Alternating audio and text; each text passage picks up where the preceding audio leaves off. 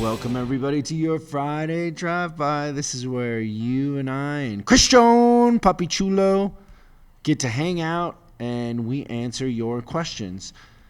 The number is 833-3-ASK-SDR. That's 833-3-ASK-SDR. I've had a couple people on Instagram send me pictures of their swag. It looks really good when we send it out. I love when they organize the swag. Yeah. Into a really And we send a lot of swag. Yeah, we don't mess around with our swag. We are over-delivering on the swag. By the way, the Papi Chulo coffee cup is missing. If anybody's seen it, please let us know because I believe someone has commandeered it in the Who office. in their right mind would even think to commandeer or touch the Papi Chulo coffee mug? I believe it's... I always reach around it in the cabinet. I would never touch it. Yeah, it almost needs its own space, doesn't it? Yeah. Oh, by the way, public service announcement. 5 out of 6 people believe Russian roulette is not dangerous. Really? Because there's 6 chambers? Yeah, I get it. Nice. What if you have a 12 clip? It ruins the joke. Okay, let's go to this week's question. What's going on, Service Drive Revolution? I just had a question here. So what is the most important thing to learn as a new service advisor? And if you could lay out a 90-day plan or, as well as a 1-year plan of what the perfect service advisor looks like at each of those stages in their career, what would that look like? What goals should I set, and what does a millionaire service advisor entail? So I'm really new to the industry, about 2 weeks as a service advisor. Before this, I sold cars, did sales BDC, some internet sales. So the service aspect is super new to me. Thanks, Chris. And Christian. Hunter, we appreciate the question, and thank you for asking. You're asking for a lifetime of advice and experience on a simple Q&A show, which is hard to do. But I think there's a couple big ones, and so we'll give you the big ones that will make your life easier and set you kind of in the right path. You want to go first? Papi Chulo. Yeah. I think that if I had to pick one thing to do in that first 90 days, it's practice, and then never expect to be perfect.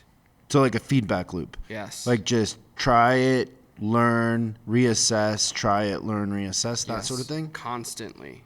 Right. And what would be an example of something you would practice? I would practice connecting with customers on the write-up. So I'd get really good at doing a walk around where I focused on the customer. Okay, and so if you're practicing that, Hunter, you're paying attention to when you walk up to a customer, like what's the difference when you meet a customer at their car or they have to come in and find you at your desk? That's right.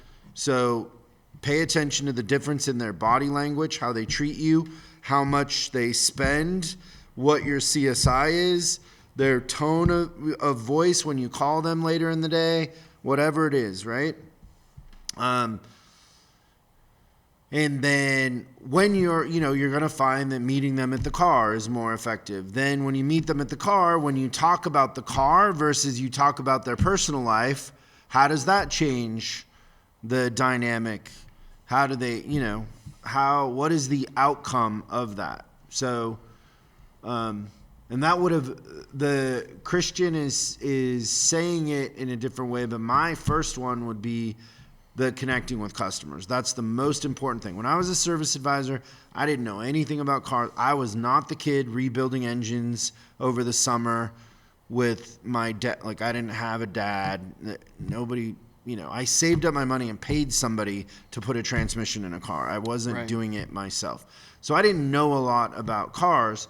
I was curious about people. And so then the second one that will save your life is work on your relationship with the technician. So if you connect with customers and a customer asks you a question you don't know, the technicians are your best resource. So then you can ask technicians like, hey, because customers will not care if you don't know. they just want you to find out for them. So if you say, hey, Papi Chulo, I don't know what that is, but I'm going to go ask the doctor, the technician, and I will get back to you. And then get back to them. That's it.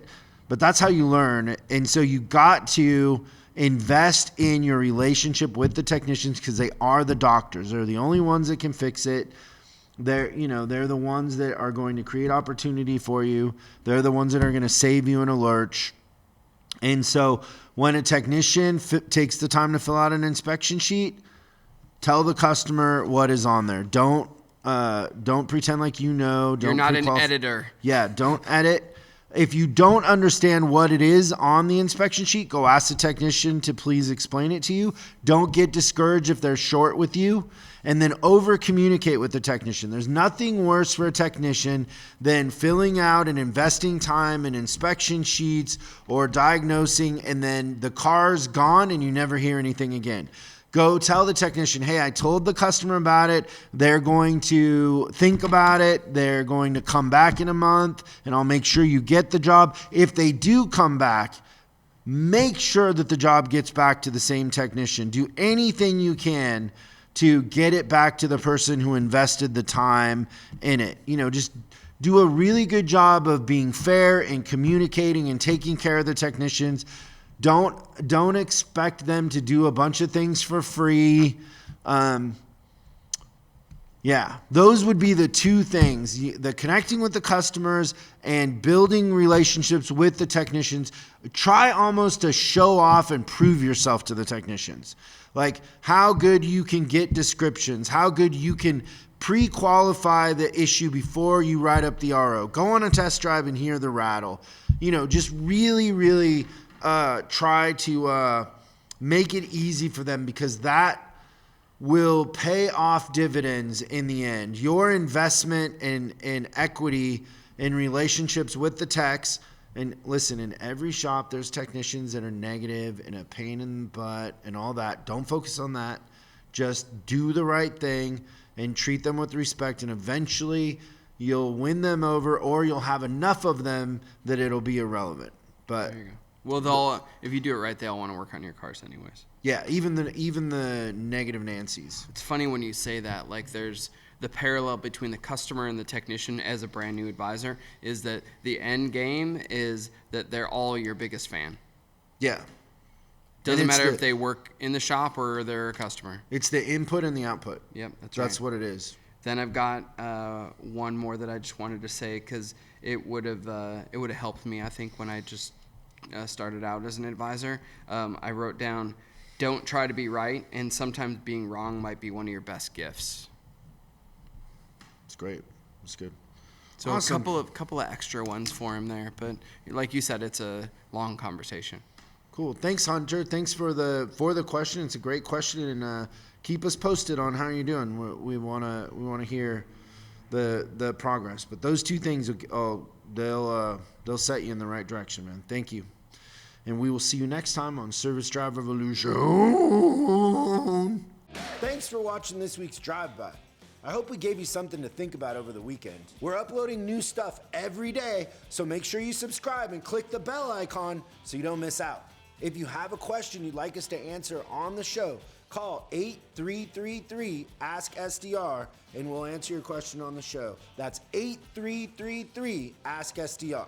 For special deals on our books and training, head over to offers.chriscollinsinc.com. Now that's offers.chriscollinsinc.com. I'm Chris Collins, and I'll see you in the next video.